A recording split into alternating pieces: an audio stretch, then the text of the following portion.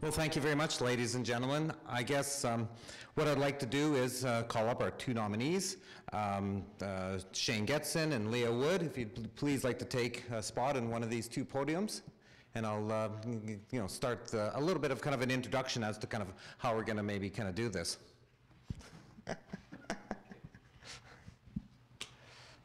Okay, great. So anyways, as far as the purpose of the forum, it's really about getting to know your potential candidate going into the election. You want to, I guess, out of this, you want to get to know who they are, what experience do they have, how they represent you, your culture, your business, your community. And that's really the purpose, is really kind of get to know them so that, you can make an informed decision when it's time to vote. Oh, okay, and also, I guess questions that would be probably a little bit tough would be ones relating to party policy. That's really out of their hands. Policy comes from the membership and the party, and it wouldn't be probably fair to them to really kind of start talking about policy issues. But the questions that you guys can kind of provide through for this thing would be quite appropriate as to them and their experiences. So how this thing is going to work is that we're going to start off with kind of an introduction from each of the nominees, and then we're going to go through a series of 6 or 7 questions that were already kind of predetermined from your group here, your LCNC. And in those questions, each of them are going to get 2 minutes to respond, and then we're going to take a break. During the break, I guess there's some forums going around where you guys have the opportunity to kind of put your question forward. And so if there will be some volunteers collecting those forms from you guys, they're going to compile them. There'll be many questions that might be the same, so they'll try to kind of blend, the questions into, multiple questions into one, and then they'll bring these questions forward. So we'll do the same things again. Working back and forth on it, and then at the end of the event we'll have closing comments by each of these things, and then a little bit networking session after. So what I asked from you guys, as far as you guys go, is that both these people represent yourselves, your community, and our party. We asked that probably that the approach that you guys bring forward this thing is with respect, for everyone around you as well as the two nominees, and whether depending which side you're on or not. So, having said that, I think what I want to do is I want to introduce our timekeeper. It's Tracy Fernley, and so. Oh, sorry, Lisa Fernley, and of course what she's going to do is she's got the clock, and she'll give each of you guys a 30-second warning when you get to the end of your time allocation, and then of course the final time. That's when I'd have to kind of cut you off. So I think on that, so we have kind of two people. We can as which one will start first. Traditionally, it's a coin toss. Shane asked me if I would give Leah the choice of whether you want to respond first or second. Either or. So shall I first put that back to Shane then? Do you want to go first or second? Or do you want me to toss a coin? What does the crowd want? Let's do that. Coin toss? Somebody want a coin toss? Okay, we'll do a coin toss. I got a coin here with a head and a duck on the back. Okay. What do you? Ladies get to call this time. Okay. Head. I get the duck. It's heads. Perfect. What would you like? Shane goes first. All right. Well, is this thing on? Usually I don't. Oh, sorry, there we go. Go ahead. The opening comments? Timer scores? Let her go. You got 3 minutes for your opening comment. Excellent. Starting? Now. Excellent. So I guess I'm on the speed dating circuit here, apparently. I'm all new to this politics. And what I've found out so far is you have to do really good door-to-door sales, and you have to do telemarketing. 2 things I have never done before. Is it as loud out there as it seems to me right now? Okay, fair enough. So where I came from was the west end of Chip Lake. I grew up out by Wildwood in that side of the country. We grew up in a small farm. We had a mixed farming operation, logging, that type of thing. So grew up learning the values of work in that way. Where I live now, actually 779, 633. So I bought an acreage out there about 15, 16 years ago. My wife was from Lac Ste. I was kind of roaming around. We decided to buy in this area and to raise our family there. So that was the compromise. My wife was from the city and I was from the farm, so now we have green acres. Who am I? That's an interesting one. So all too often we end up putting our own characteristics and who we are in our job. But first and foremost, I'm a dad. I have 4 wonderful kids. 2 are sick right now. My wife's taken 1 to the hospital to get the throat swab, and that's what's going on there. I'm an employer. I have a small business. I'm a manager. I'm a friend. So I'm one of you. I'm from the area. What do I do for work? I have a little consulting company. So since about 2003, I've been working for larger firms. I'm kind of a troubleshooter expert. That's what they want to call me. I don't. X is a has-been and a spurt to drip under pressure, so I don't usually like that one. But I go into areas and I try to solve problems. I have a little fun business on the side. I'm trying to open up a little cafe here. It's going to be called The Patch. It's all a lot of fun in town. And then apparently I'm a office manager for a dental clinic. So I have a certificate in dental practice management from the Saunders School of Business. So that was something that I got into as a sideline project. What do I do for fun? Does anyone care? I fire weapons. I have a lot of guns. I love target shooting. It's one of those things growing up on the farm. I fly airplanes, I ride motorcycles, hang out with my kids and build stuff. So that's what I kind of do. Pretty holistic, farm kid type things again. Why am I doing this? Looking at that huge camera, I'm asking myself the same question right now. Essentially, I love the province. So I had an opportunity to travel lots, go around the world, see different things, different countries and everything else, and always came back home. My kids would ask me, what was New Orleans like, Dad? What was Philadelphia like, Dad? What was this like? And it was good, it was neat, and I would tell them, but I'd say, you know, kids, you live in the best community, in the best province, in the best country in the world. That's why I'm doing this. And I've seen so many levers pulled right now that we've all experienced from the different regime change and the different philosophy, and I couldn't let it pull apart. When the first contestant or the nomination race went through and people started pulling apart, I couldn't stand that. I had to jump in. I was a director and a VP of fundraising, and I took a hiatus on that to make sure that you folks know you had 2 really good candidates that you could choose from. And we've got a really good grassroots party. With the friction that we're dealing with, we can pull together. And that's why I'm here, and that's who I am. Thank you. Hey, thank you very much for those opening remarks there, Shane. Okay, well, let's pass it over to Leah. 3 minutes, your opening comments. Please begin. Hello, my name is Leah Wood. My husband and I own and operate a 5th-generation ranch in Parkland County. Although I do sleep on the other side of the imaginary line drawn by the current government, our operations are both in Lac Ste and Parkland. We have 3 adult daughters and 1 very cute grandson. I have a small business background, and I spent the last 7 years of my career teaching my trade in the Catholic school system. I got involved in provincial politics when the NDP implemented Bill 6. I met Brian Jean, and he encouraged me to get involved. I was later elected to the Wild Rose Party executive. Later, Brian needed to appoint 6 people, and Jason Kenney needed to appoint 6 people to negotiate conservative unity and form the first intern joint board. I reluctantly accepted. Brian called me with the news, and I said, "Oh no, I am not your girl." He replied, "Oh yes, you are." I said, "Brian, I'm not even sure if this is the right thing to do." His reply changed me forever.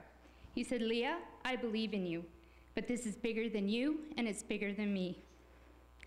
I need you to accept this honor and serve Albertans and be part of making history." As we entered the room for the first time, there was a very long table. 6 of us sat on one side and 6 of us sat on the other. 2 very different groups with very different cultures, and yet we were so much the same. Each of us knew that one of us was about to lose our leader, and neither wanted to believe that it would be them. However, I saw very quickly why I was there. Rural Alberta needed a voice at the table.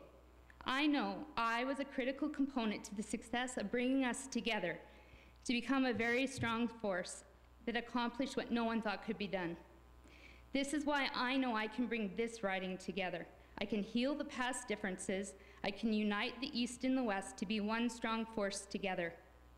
Not to beat the NDP, but to save our great province. I have had the honor of shadowing MLAs over the past 3 years. I know what it takes to be a good MLA. It's a lot of driving, lack of sleep, and it's not easy on your personal life. My family has made this commitment together as a team. I am honored to have received the support that I did from the people in this riding, as well as the endorsements from the political world. These relationships and trust that were achieved through the course of creating this party are unexplainable. These great Albertans were chosen and elected by the people of their own ridings. I would be honored to join their team and be your voice in the Alberta legislature.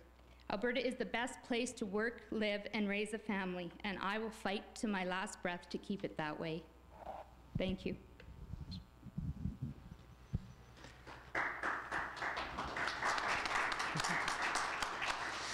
Okay, well, thank you very much, Leah. So we'll get to the 7 questions, or pre-questions.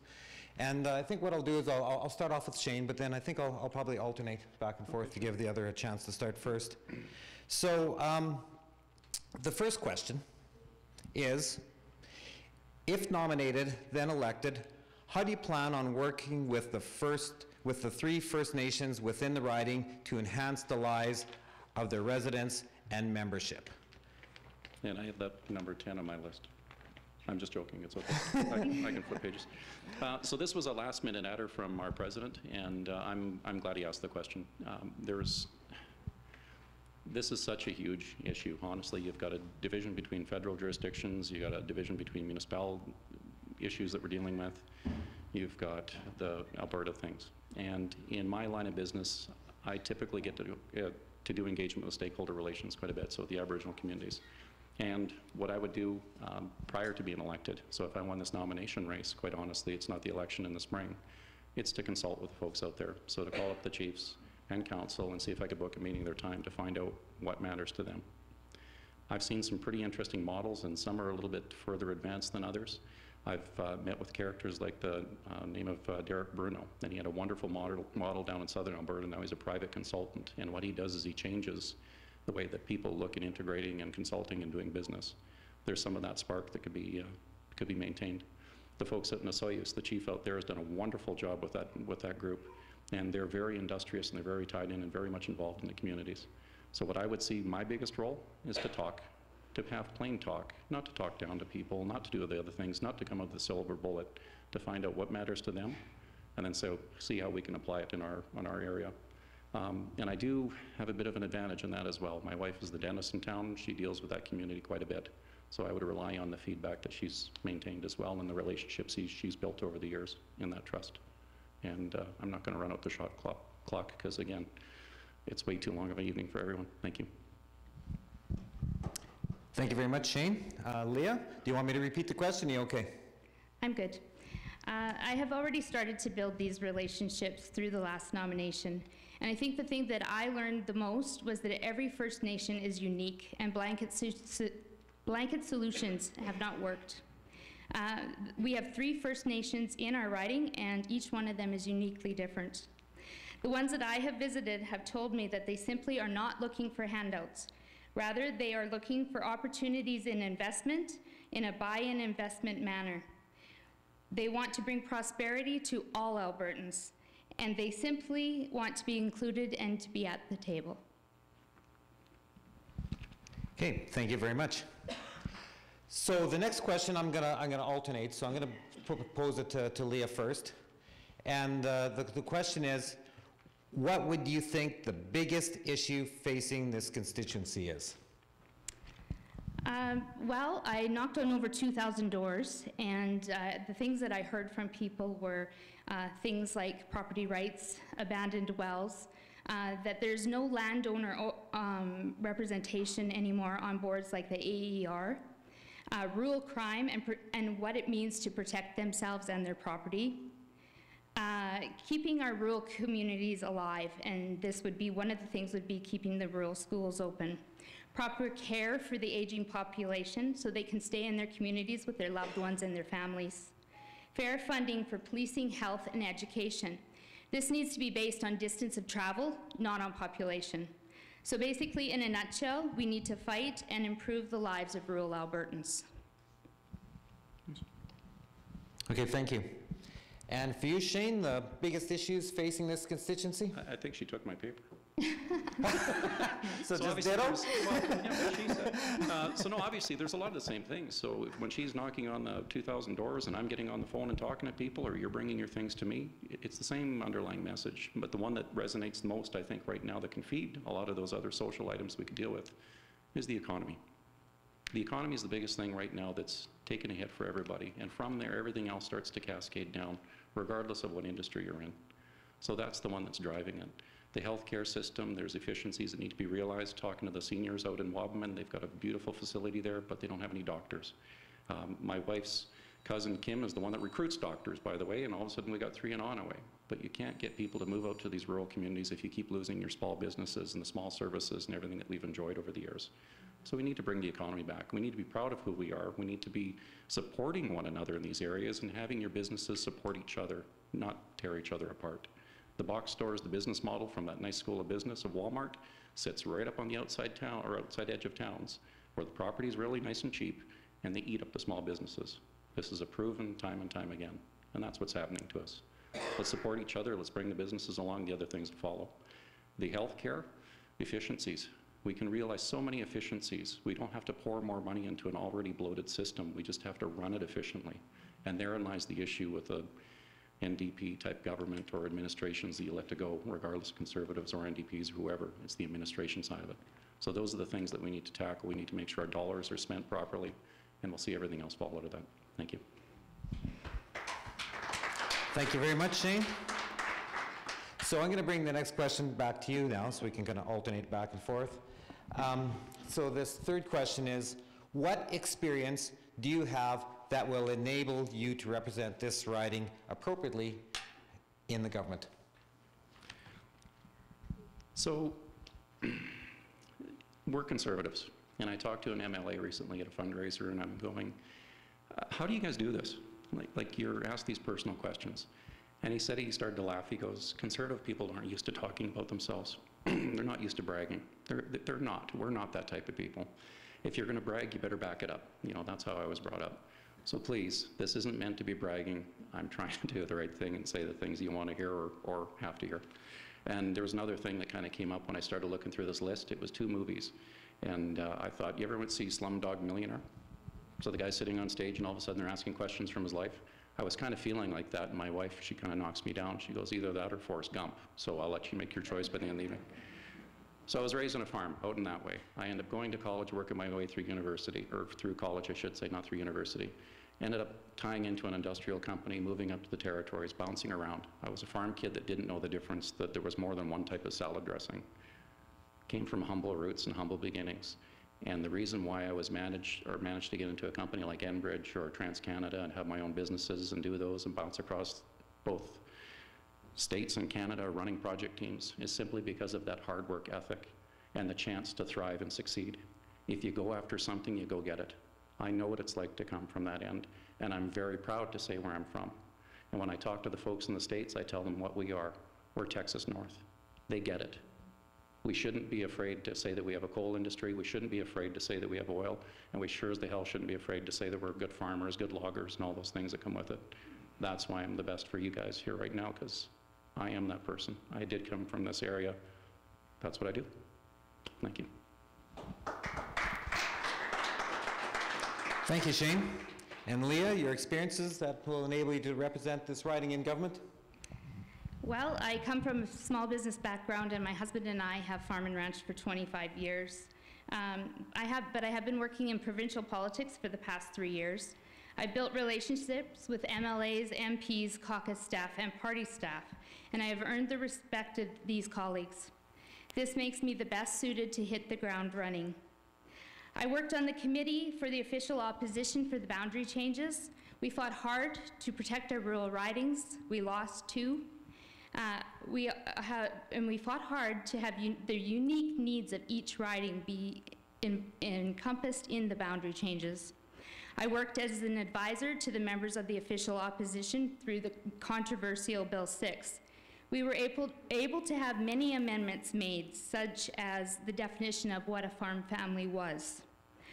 I grew up in the Alberta Rockies in the tourism industry, and the fact that I'm a mom and I've been able to see the inside of the school system, I think that these are qualities that will make the best MLA for you.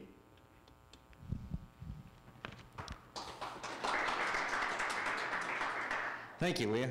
And the next question I'm going to bring back to you, and it is, What have you done to support the constituency of Lac Ste and Anne-Parkland in terms of volunteering, community support, and leadership? Okay, so as the boundaries sit right now before the writ is dropped, I was the president of the Legacy Wild Rose constituency in Stony Plain until Gord very nicely took over for me because I had too much on my plate. When I was the president, I was very concerned about things like improving the Conservatives' image. So we did initiatives, like we did a local turkey drive, purchasing the turkeys locally and for the food bank in Stony Plain. I stood alongside many of you through the rallies of Bill 6, but honestly, my service work has mostly been at a provincial level to benefit the whole province. I traveled across Alberta uniting Conservatives all on a volunteer basis. I later negotiated the merger of Conservatives and sat on the first board. I was one of the key organizers to the largest political party AGM in the province's history. And if any of you attended it, don't think it wasn't a little difficult to feed you all. I was appointed by Jason Kenney to sit on the nominations and the vetting committee for the provincial board. I have been heavily involved in organizations such as Alberta Ag, Chambers of Commerce, Rotary International, Canadian Professional Rodeo, and High School Rodeo, and many, many more. Thank you, Leah. And the question back to you, Shane. What have you done to support this CA in terms of volunteering, community support, and leadership? So myself, a little bit different. I didn't have a lot of volunteer time, quite honestly. You know, when I was running those projects, I was home about 6 days a month. I had teams down in the States and all scattered, offices in Calgary and Edmonton as well. So the way that we managed to contribute back, I'm going to lever on my wife quite a bit. So she stayed in the home front, she did those type of things, she ran her business. And what I did, honestly, was I donated. So the Onaway Elementary School system, they have a beautiful little Christmas dinner every year. So we were nonstop donating to those things. That's what we do. Through Laura's business and through extension on that of, you know, our 2 models that we have. She's donated lots to charities. She's done lots of things with the hockey communities and those type of things. When I got back here in the last couple of years when things slowed down, some of the things that I participated in was free dental days. So we saw that there was gaps in the community through, honestly, it's been a tough time for a lot of folks. They don't want a handout. They didn't want these things. So we pulled together and a bunch of us volunteered our time and we had a free dental day for folks. And that's what I've managed to do. As far as volunteering on political parties and those things, I'm a newbie. I don't have anyone backing me. I got here all by myself. You guys voted me in the AGM as a director, unknown from the crowd. I ended up getting tagged with Vice President of Fundraising and Election Readiness. And when this thing started pulling apart, I jumped in again. That's my volunteer time right here, right now, for you. Thank you. Thank you very much. And again, I'll pull the next question to you first here, Shane. And the next question is, what concerns have you heard from residents about local specific needs? Well, Leah and I probably have a lot of the same ones here. Through the social media, I'm kind of a newbie at that too. If anyone's noticed that, it's after a 14 or 15-hour day. I'm typing blind, tired, and trying to do that stuff, and it's pretty daunting, to be quite honest. I wish I had a ton of folks out there that have way more experience, so if anyone at the end of the thing is really good at that, let me know.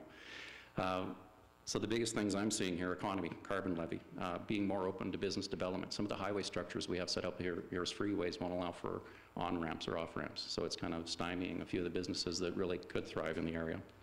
Education, the funding model is flawed, absolutely flawed. So as a former project guy, it kind of jumped off the page pretty quick. You take your base number, your operating costs, and then you take your outliers and you see how it gets tacked on. You can't have a one-size-fits-all. It just doesn't make sense.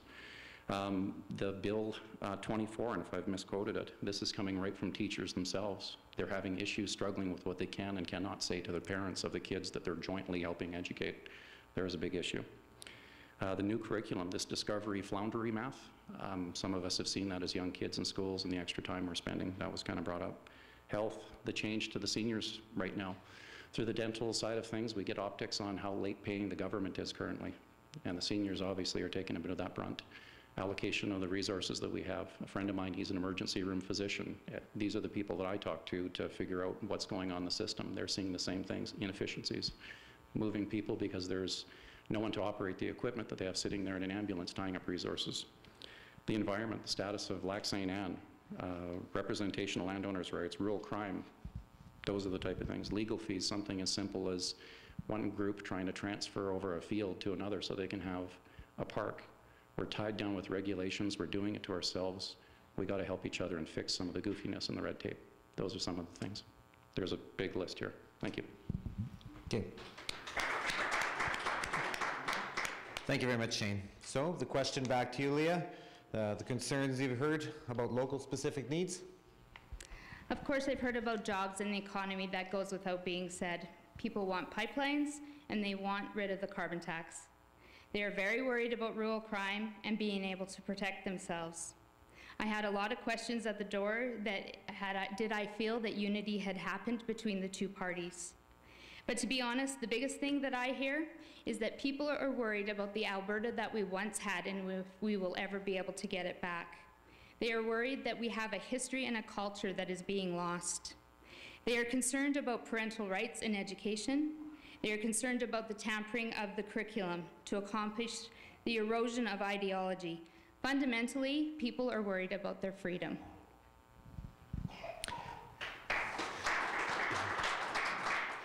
Thank you very much, Leah. So the next question, it's a long one, and I'm going to start first with Leah on it. So after I read this to you, you might forget it, it's so long. But here we go. Is it a fair statement to say that governments are not in a position to be all things to all people? Governments are criticized for their general lack of efficiency, which leads to ineffective government and economic waste. For many Albertans, most don't thoroughly understand the role what government is. As stated by Jason Kenney, Alberta is in the midst of experiencing a spending problem. Outline 3 specific economic strategies you would support with regards to managing the spending of taxpayers' dollars on programs and services offered to Albertans.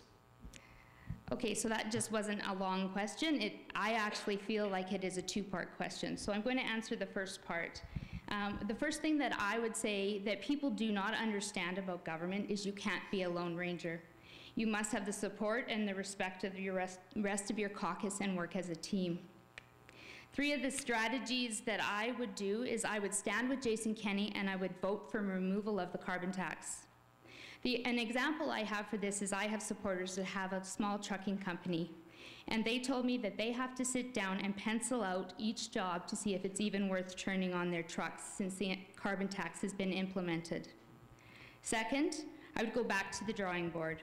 The red tape and regulations and management seriously need to be looked at. The example that I have for this is when I was teaching school in June, the principal came to me and he said, you need to spend $3,000. I said, oh, I'm good, no worries. He said, no, you have to spend it or we don't have it for next year. Coming from a small business background, that just made no sense to me. I said, well, this is just bad business. So if it's happening in the school system, I'm sure it's happening across the board. Thirdly, I would set up advisory boards of professionals and people within the riding to advise me of local issues and solutions. No one has their finger on the pulse better than the people that it affects. I then would take that voice to the Edmonton to be heard at the legislature. All right. Thank you very much, Leah. So to you, Shane, the three specific economic strategies about spending of taxpayers' dollars more effectively? Yeah, so one of Lara's uncles there, he was actually deputy minister with the Ralph Klein thing, so Don Fleming. So when he worked for Mike Cardinal, they actually looked at the model, and they looked at what Alberta had at that time. So what they did is they took out the drawing board, as Leah is alluding to, and they looked at other economies, other countries that actually had similar things or something that worked better. What they then did was tapped out in those communities, took the best of what they had, brought it back to the table, amalgamated it, put it into something new, repackaged it, and lo and behold, countries from around the world were coming and taking our model. So my industry background is called debottlenecking. You take a look at a process, you run a process flow diagram, you look at the maps, and you literally see where the inefficiencies are. You look at other models. If I was to look at how New Zealand was doing compared to us, they're way ahead per capita on what they owe versus what they have in the bank. Somebody like little New Zealand, it jumps off the page. Australia, Norway, they're different models, but New Zealand. The way they got there, monthly reporting. Can you imagine running an entire organization and you only reported once every, what, year, 2 years? Monthly reporting, every dollar that's coming in is going out, they're looking at it. And I called and talked to a friend of mine who's, ex-Aussie airborne, and he says, yeah, that's exactly what they do. They have no cash, they have sheep and hobbits, so they have to run the bank account. So that would be one of them. Management of assets. If you look at the French model, they actually have taken their assets and they're capitalizing them. They're looking at where they've had properties in certain areas or dilapidated buildings that they're still holding on to. But guess what? They're gold out to the markets. So you look and you run your assets like they're actually real, and you start looking at the inefficiencies. Australia has not been in a recession in the last 8 years. The reason why they have that is they have a pre-approved, and I'm going to quote here, state significant development projects. They've already taken all the regulatory, put it into a box, said, here's exactly what you got to do. You meet the requirements. The companies check it off, industry follows. You're not short-circuiting the system, you're making it efficient. So those are the 3 things that I would take a hard look at, because it's low-hanging fruit, and you don't need big counties, and you don't need tons of government. Thank you. Thank you, Shane.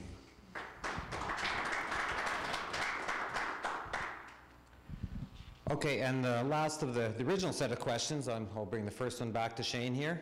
And how do you plan to connect your CA and your constituency? So the way I plan on connecting is exactly what I'm doing tonight. Being a resident, being present by phone or email.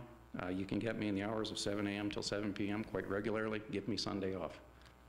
So when I'm on a job site, we're working through Christmas, we're doing whatever, we got night shifts, and my wife has asked me how many times, like, why are you answering that call? Because that guy's out there putting up a camp for us. He's out there doing these things, he's away from his family. I'm gonna pick up his phone. If you're a resident and you're in my area and we're doing that, I have the same back to you. I work for you. You give me my marching orders, you're my crew. I'm just happen to be the guy that can take your voice forward and deal with it, and I can manage the other issues. And it's not just within our party, it's bringing the other folks across the table. When you go into a meeting, you figure out what you're going to talk about first, you bring the people to it, you figure out who's on the like side, and by the time you go to that conversation where the big fight takes place, it's a foregone conclusion. So that's what I'll do for you. You bring me your problems, we'll figure out what the issues are, I'll see if I can get some consensus and other folks have the similar things, and we'll bring it to the table and make it work.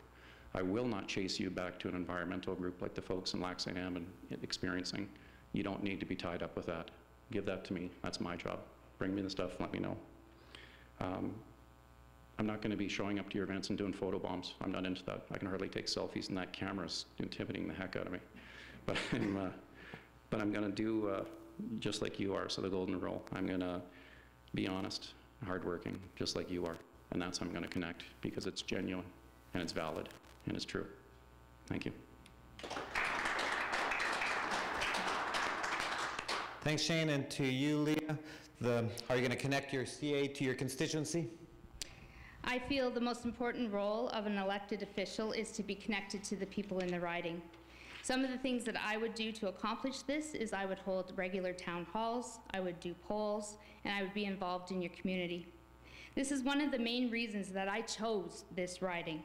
It is predominantly rural Alberta with smaller communities. It is fueled by organizations like ag societies, legions, sports facilities, and being a good MLA takes a lot of personal sacrifice.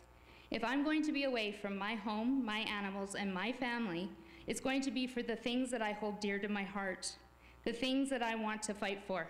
I love everything about rural Alberta, and I promise to fight for you. You are my people.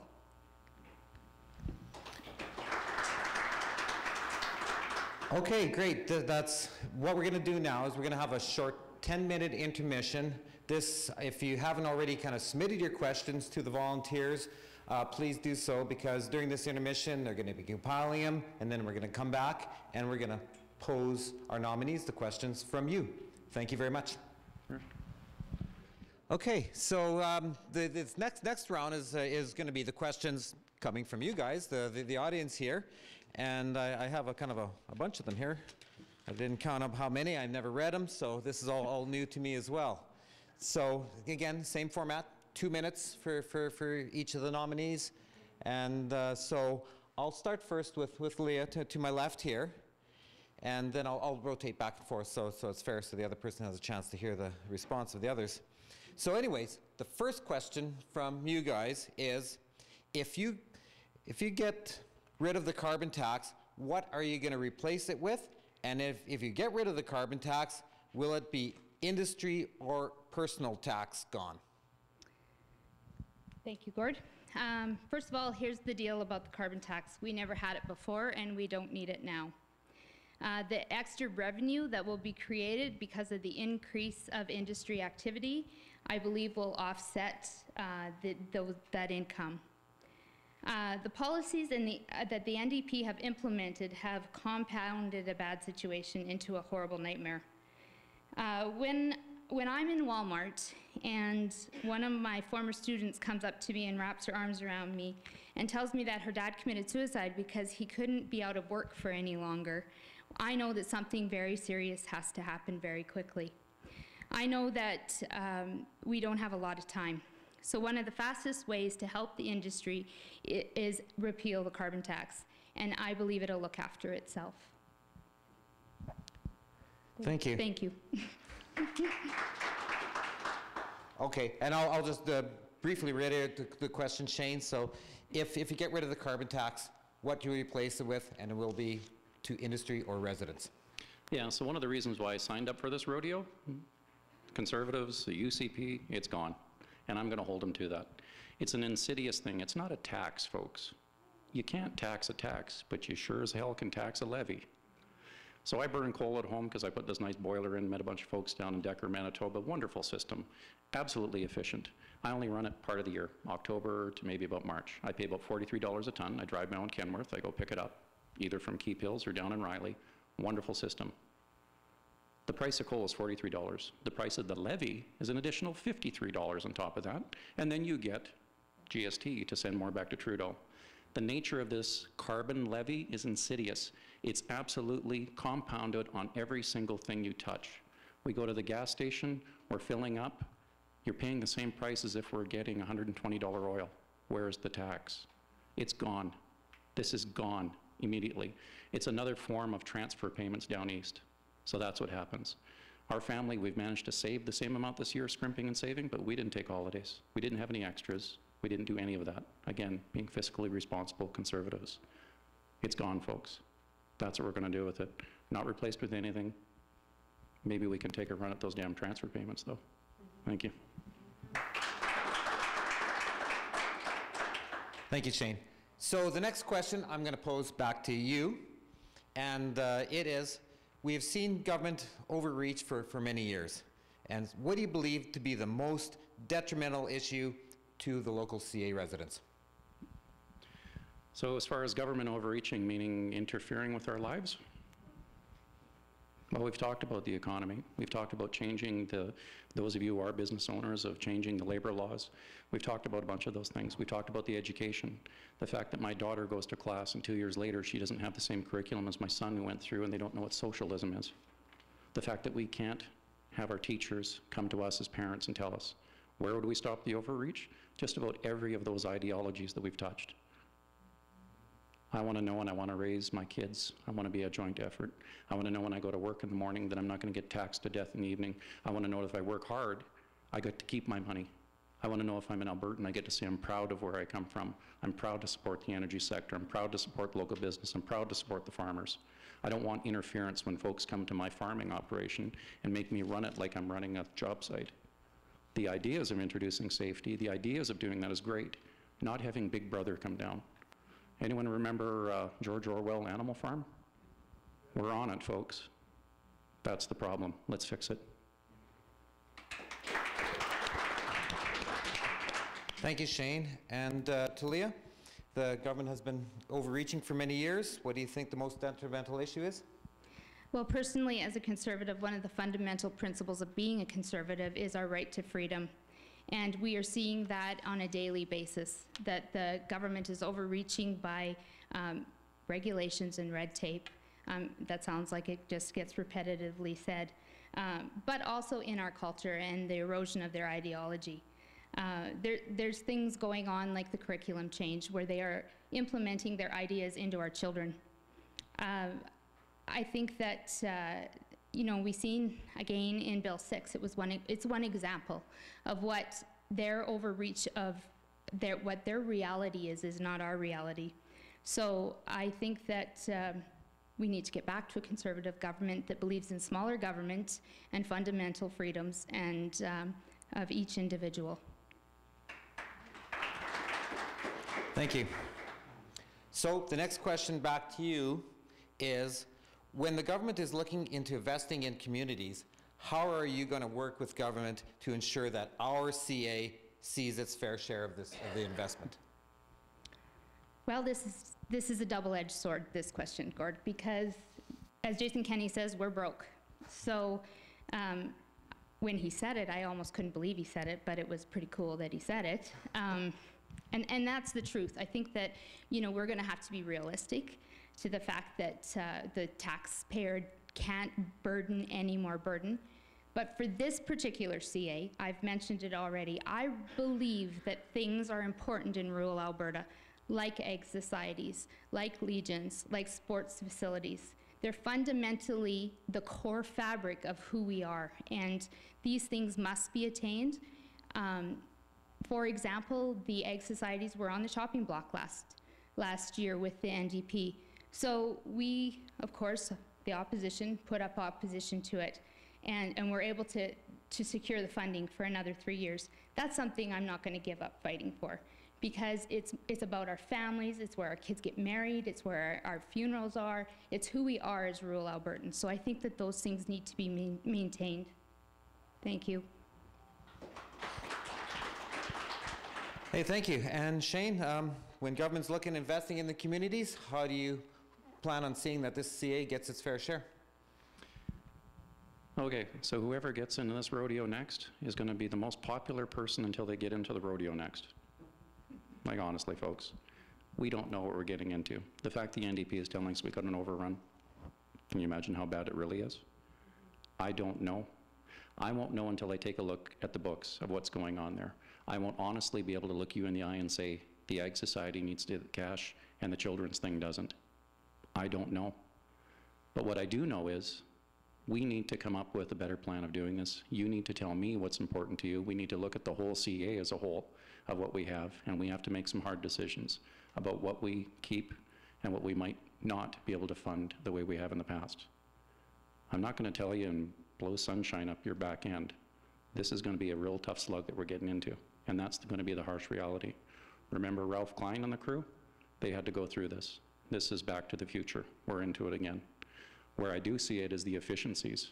We can realize efficiencies with optimization and how we run government. With that, the dollars and cents will follow. But not until you do that process mapping, not until you figure out where you're bleeding out, can you just pour more into it. So I'll do everything I can to make sure it's there. We'll look at it holistically, and I'll bring that message forward. But we're not going to get everything we want.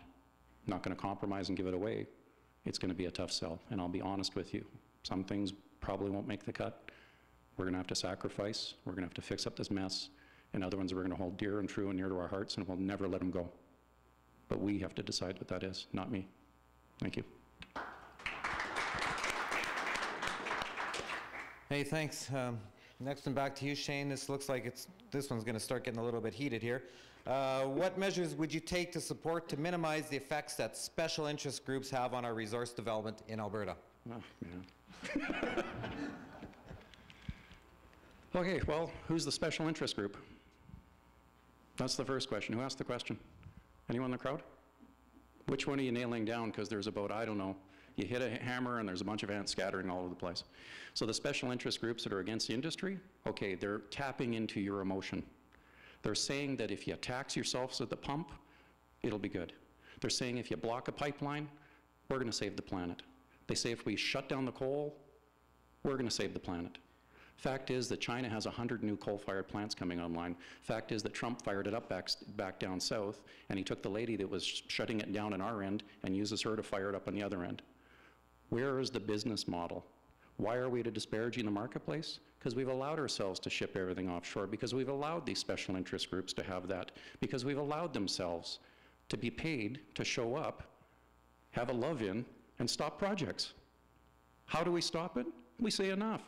Get it to Tidewater, get the thing in place, maybe follow that Australian model, and get the damn province working again. Enough. The emperor has no clothes. Let's make a stand. Let's do the right thing in the national interest and the interest of our province. And if those folks don't like it, pack up and get out of the way because the boys with the pipe are coming through. That's simple.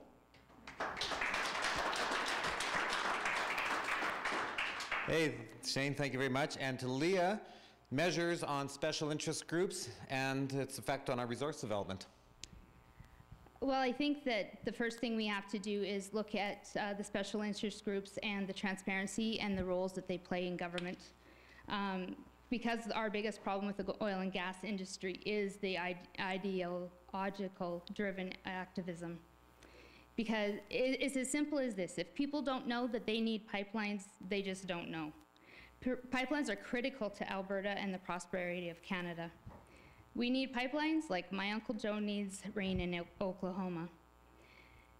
There isn't a person that doesn't benefit from it. We have a premier and the members of her caucus that have spent years opposing. It's almost laughable to think that they are now on our side. It's time for us to take back common sense and get to the table and make it work for everybody. Thank you. Thank you. And the next question back to you, Leah. Alberta is going to have to look at cuts to balance the budget.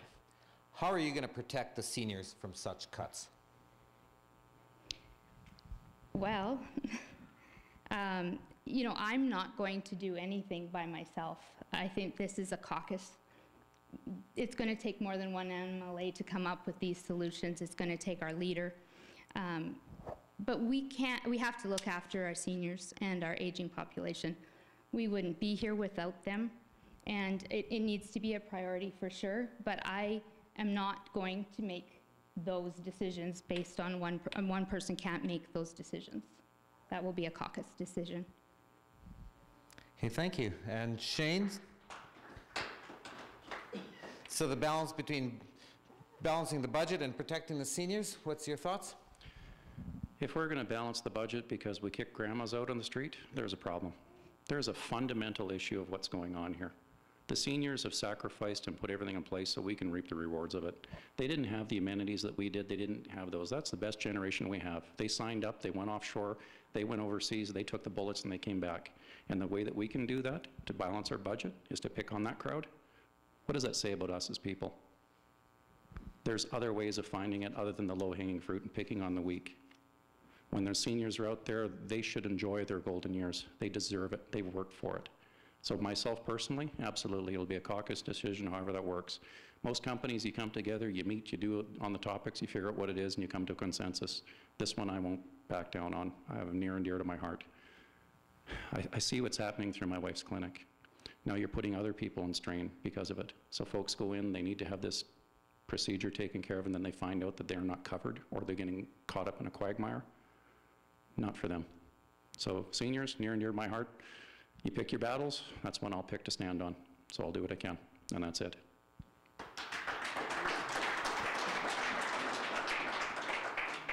Thank you, Shane. So the next question back to you again.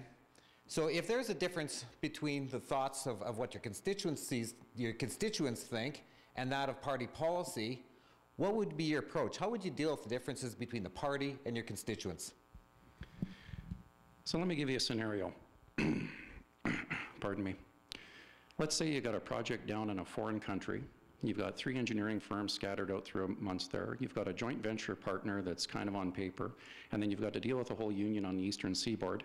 And then you've got to get this project up, and it's in everyone's best interest. Oh, and by the way, you throw in a train disaster right before you have to go and present to a council to get them to do fast forward and approval on your project so you can run 80 rail cars a day through their community. Have you guys done that? I have. How do you affect and implement change and get people to come along? You talk, you have those conversations, you bring them to the table, and you make the consensus. You tap into what their emotions are, you figure out what the real parts are, and you let the other ones fall aside. That's how you bring people together to the table. That's how you get things done. And that's my entire career. So applying that to a political model, I don't really see too much of a difference, quite honestly. As far as pulling the policy line, Again, if I looked at TransCanada, I looked at Nova, you had a merger of two companies. We've got the Wild Rose and we've got the Conservatives. You got a ton of personalities in that room. You got to bring those folks together to the table. Once you go into that room, they make the decision. Unfortunately, you are going to have to follow with whatever that decision is, or you've got chaos. But up until that point, you try to bring in many people as long as you can. We're going to win some, we're going to lose some. And as my colleague has noted out here, you can't be the lightning rod. You can't be the person slamming your fist on the table all the time, or you're the one that loses every time. So that's what I would do. Thank you. Thank you. And to you, Leah, the difference between what your constituents are thinking and what the party's thinking, how would you address that? Well, our party is driven by grassroots. If it's the caucus that you're saying that want you to toe the caucus line, I take my direction from the grassroots, from you. And that would go back to the consultation. I would do my due diligence to know that what the majority of the riding needs and believes in. You have to remember that once you're in that position, you no longer just represent your party. You represent the whole entire constituency. So you would have, as a good MLA, you would do your due diligence to make sure you knew what the majority of the population is. From my experience of negotiating the merger, like Shane said, if the party was adamant about something that I didn't feel that my constituents wanted me to do, I would get around the table and I would negotiate something that would work for everybody. Because I'm also a huge believer that when you're in a leadership role and you're part of an organization, a group, a team, that you are a team player. And nothing would ever happen outside those closed doors. I believe that it is very important to show respect and to be professional. And so I think that I have the skills that I could take your needs to them, and I have the relationships with them that they would hear me out, and they would definitely give me the time of day to come to a solution.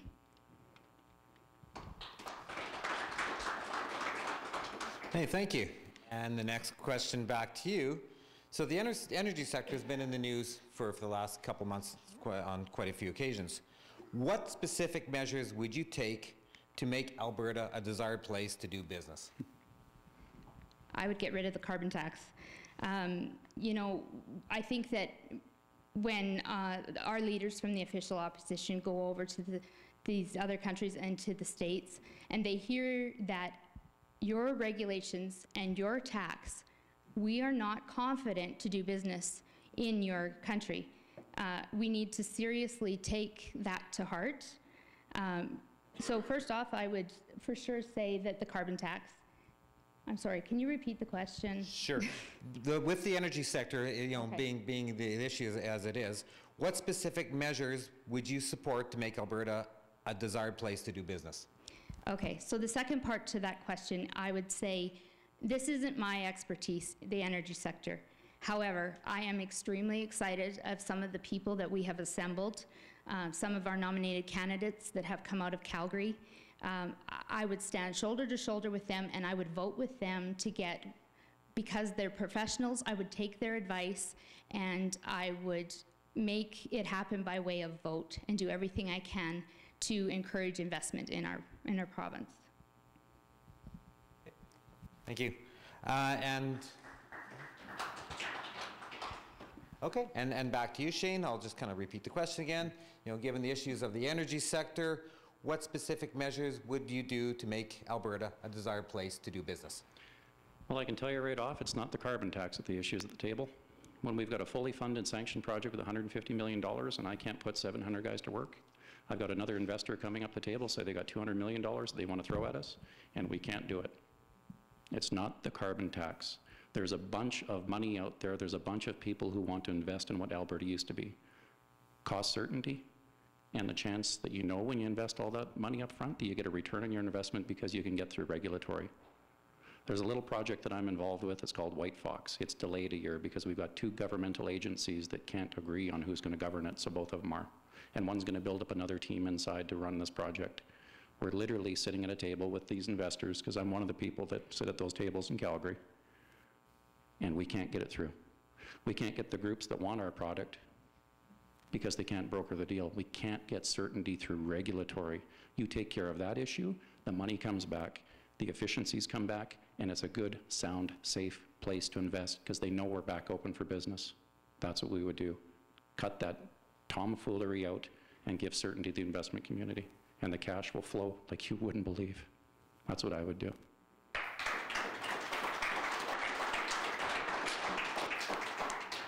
Okay, thank you. And now the next question back to you again. Would you support balanced budget legislation? Yes. Yeah, there's going to be deficits. Sometimes you run deficits, absolutely. But, you know, when everyone's saying we're on a spending free, absolutely. I mean, look at what's going on both federally and provincially right now. You've got a bunch of, and I hate to say it this way, welfare work projects. You drive down the highway and you see a bunch of signs on the road, we're putting 10 people back to work. They're spending tons of cash here doing things very inefficiently. And by the way, those poor little contractors are out there. They're a sub of a sub of a sub of a sub who's paid when paid, and they're financing everything else above it. You want to drive guys into the ground? That's the way you do it. You take your money and you spend it inefficiently. That's the way you do it. So do you have to have a balanced budget? Absolutely. There's times when you run a deficit and there are times when you can't. We can't balance the budget originally here in all likelihood because we've spent way too much. So I don't know the full answer until we see the books and until people sit down and make those decisions. But am I a believer in balanced budgets? Absolutely. Can we do it all the time? Absolutely not. And that's just reality.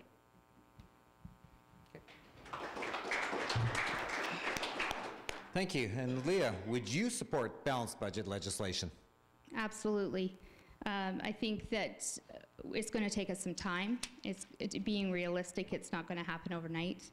I think that we can learn from the past Conservative governments that did go through this, that maybe not all of the decisions that they made and the cuts that they made to infrastructure, for example, were wise at the time. At the time, they might have thought so, but the result was far too great. The amount of money that we are borrowing and the interest that we are paying, the interest alone could make a huge difference in the province and in these services that are needed by people. Thank you.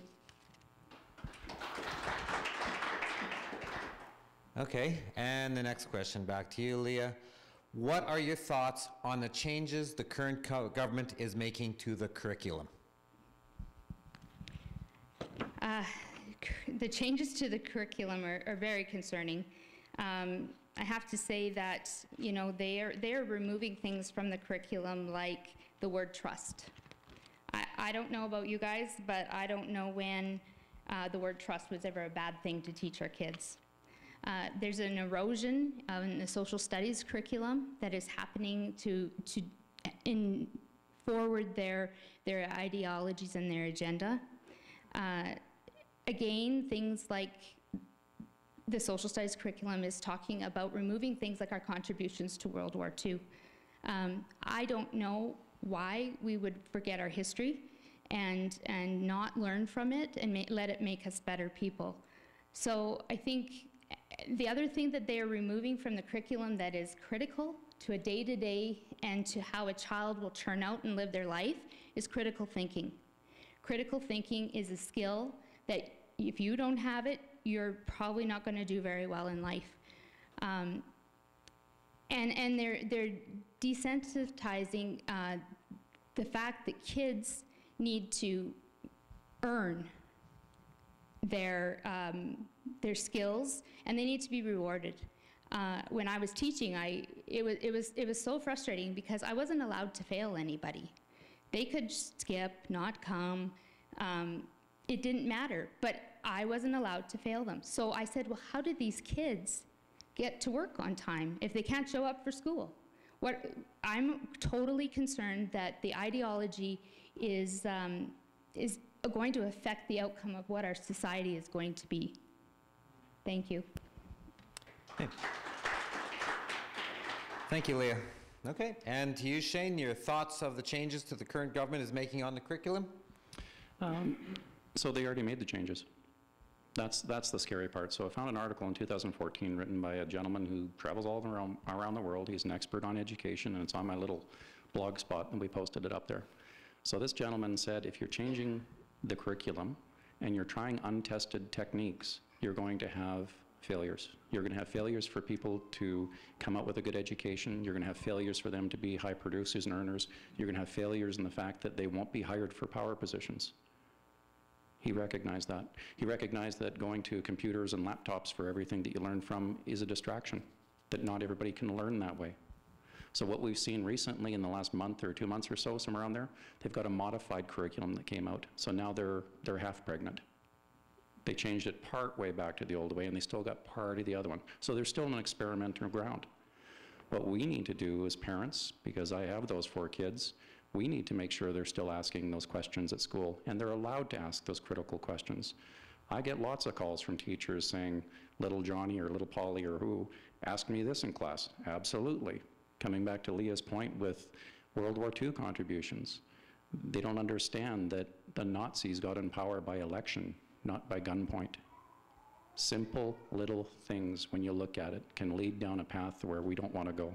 So the changes to their curriculum, start getting it so kids can whip up pens and paper, so they can actually do their math by themselves, teach them the times tables, teach them one way to do things, and then let them explore. Not let them explore and flounder on their own, and then Google it to find the answer. So that's some of the changes I think we can make quite readily and have some good kids coming out again with a good chance for all those jobs we're going to get for. Thank you. Okay, Shane, thank you very much. Now, the final question of the evening. And I'll put it back to you here, Shane. Where do you stand on the matter of parental authority, school choice, and the Alberta education funding for independent Christian schools? Wow, there's a hot water one. Thanks, folks. So as far as having a voice, my family is that way. So as far as the bullying systems and those type of things, my kids are allowed to protect themselves. Something happens at school, give me a call. We're going to come and have that dialogue. As far as having choices to be involved with my own kids' education, we're going to be active participants in that process. And the educators, the good ones, they want that. They know it's a joint effort to be able to develop and grow a child. It takes a village to raise a child. I mean, there's that old adage. As far as funding to the alternate communities and the alternate schools, absolutely. Absolutely. Why not? We can't paint each other with the same brush. We can't force people in what their beliefs or ideologies or religious beliefs are, or how they want to raise their families by holding a dollar bag over their head and threatening them with it. So what do I feel? It's time to go back, maybe back a little bit, a few years where we used to be. Like my grandma used to say, live and let live. Maybe we should be more concerned about what we're doing at home and less concerned about how we're telling other people what they should do. That's what I think.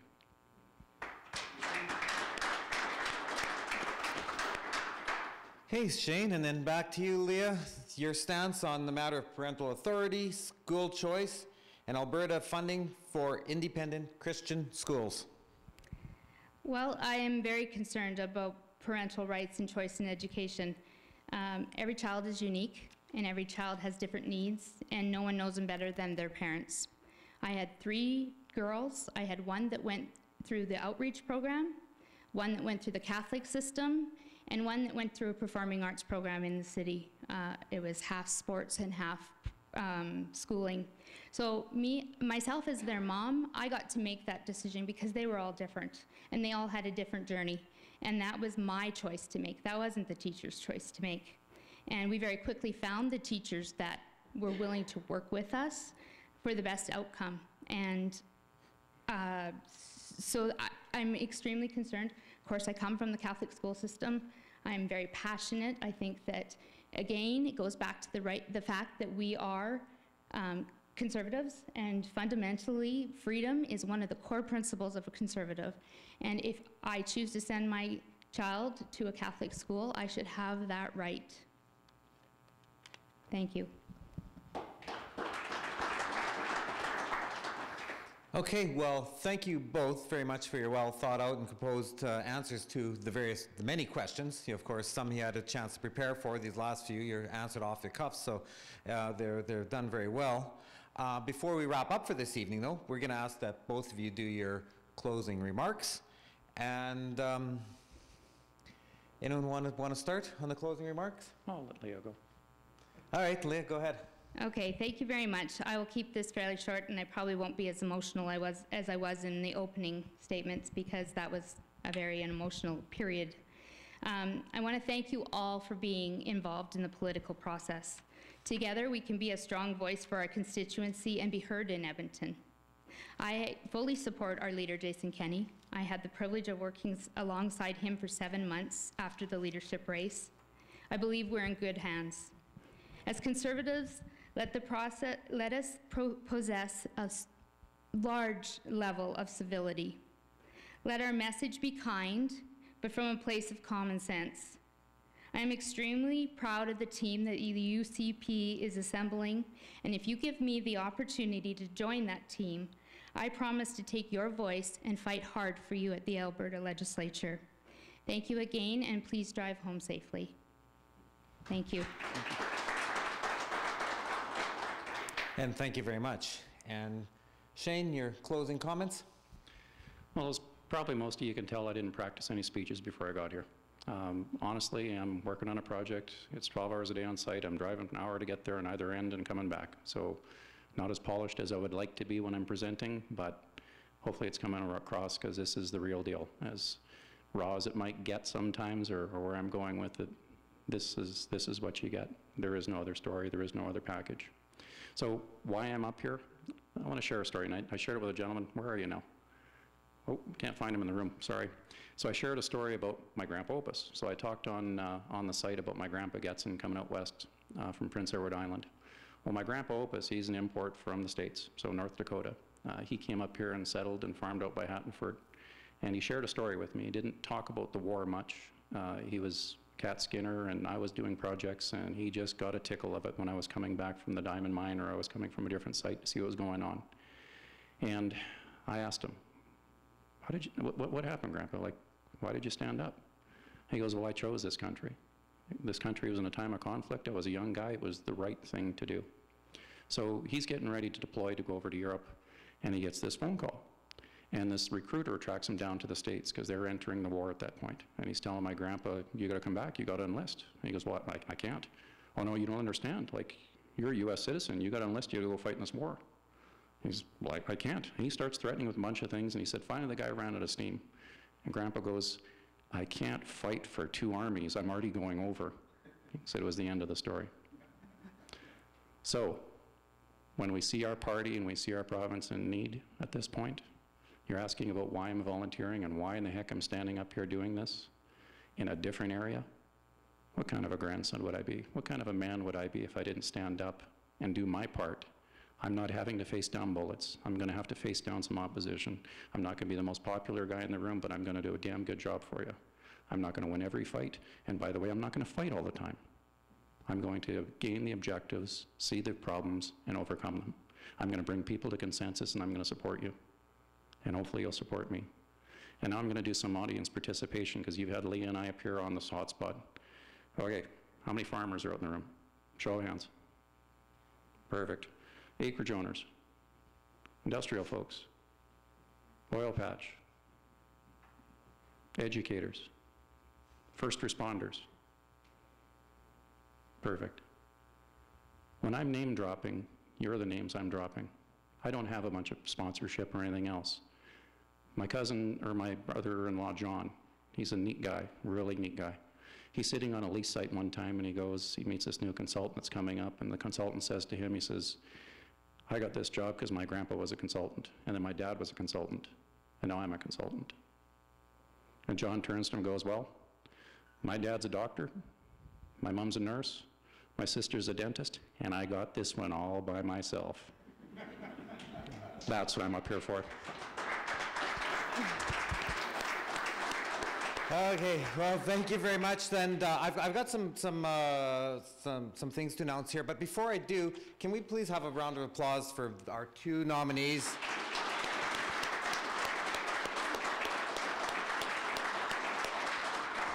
It takes a lot of courage to put your name forward, and dedication, and regardless of the outcome, it's a huge commitment on either, and so they deserve, the recognition they get. So anyways, I'd like to thank everyone for coming out this evening. It was fantastic. It was a great audience. I think this event went very well. One thing I do want to remind you guys, you have to go out to vote. And I'll just kind of just read out where the polling stations are. Beginning next Saturday, December 15th, from 10 till 2, it's at Evansburg Legion. Then that afternoon in the Merithorpe Legion, it's from 4 till 8. Then the next following Monday, December 17th, it's at Mirror Lake Hall from 10 till 2. And then back here again from 4 till 8. So anyways, remind you, just please go out and vote, and I wish you all the best of luck moving forward with moving into the next election. Thank you very much. Thank you.